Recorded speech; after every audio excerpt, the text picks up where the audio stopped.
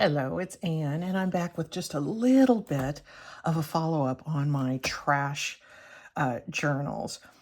I went back and went through lots of my leftovers and actually made quite a bit more ephemera. So I thought you might like to see how that turned out.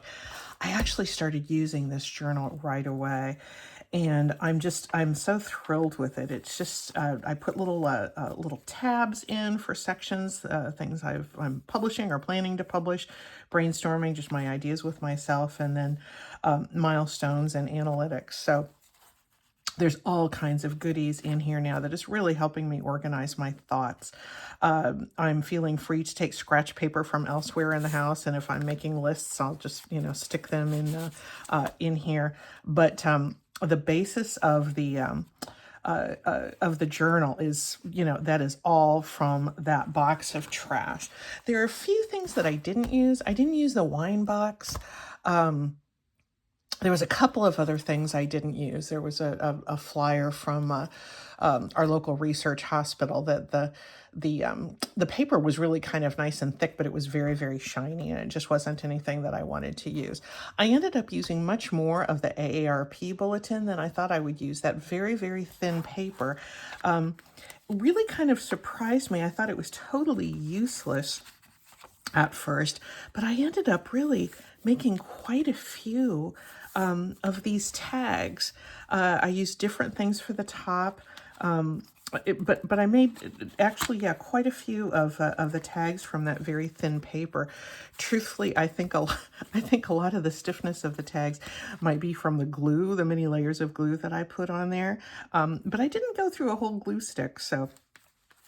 With all the extra tags that I made, I used quite a bit more of that bagel bag, and I actually sliced that into strips quite a ways into it. So I didn't use all of the bag, but I used probably 3/4 of it for the various tag toppers that I made. To me, that thin plastic worked really better for a tag topper than the dryer sheets. The dryer sheets just, they just kind of came apart when they were cut into those thin strips. So they were okay, but not super durable.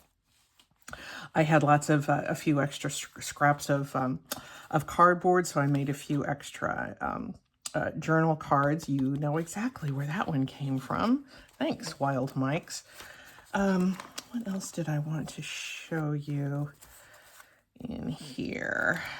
I used, with the scraps that I used, I tended to, the smaller scraps, I tended to go through the pages, and anytime there was printing I wanted to cover up, I just put like patches on top of them. There were, this was a window envelope. I wanted to use the whole thing for writing. I just put a patch on top of it. It didn't matter that the patch didn't match. Oh, this was that toilet paper roll. I don't know why it was in the trash, and headed for the recycling bin, and I just pulled it apart, ran it through my embossing folder. Don't know if that comes out or not, but there's actually a nice bit of texture on there that actually matches the top from the butter tub. So anyway, those were kind of fun. What did I add? I haven't started using this one because I'm going to wait until I've spent the sugar bag one. But there was something in here I wanted you to see. Oh, yes, I did. Oh, this just came in Audubon, and I'm just gonna use it for a bookmark because that's how they sent it to me. I did end up using my little raffle ticket that I just put in this little tuck spot. Here's another one of those tags. And I think this was the back of a grocery store receipt.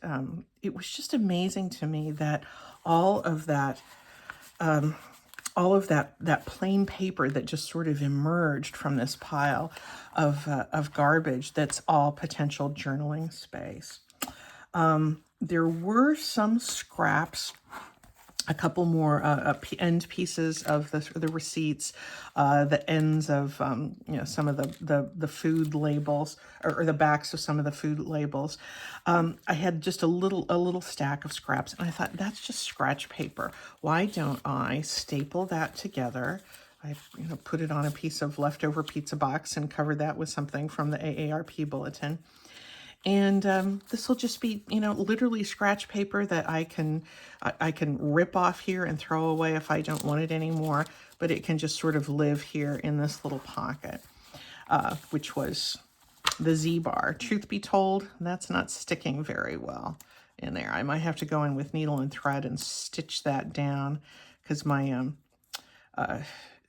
Fabri-Tac glue doesn't seem to be holding that all that well. But because our grandson had that snack this week, I kind of want to keep that in here, and it kind of echoes the Ritz Bits bag right there. Anyway, that's the follow-up, and I'm going to call this exercise finished. But in a way, it's just beginning, because I'm beginning to use this journal, and I think I'm going to think of this project. I know I am, every time I use this journal, and then eventually this one, which is going to be a lot. Thanks a lot, guys. Bye.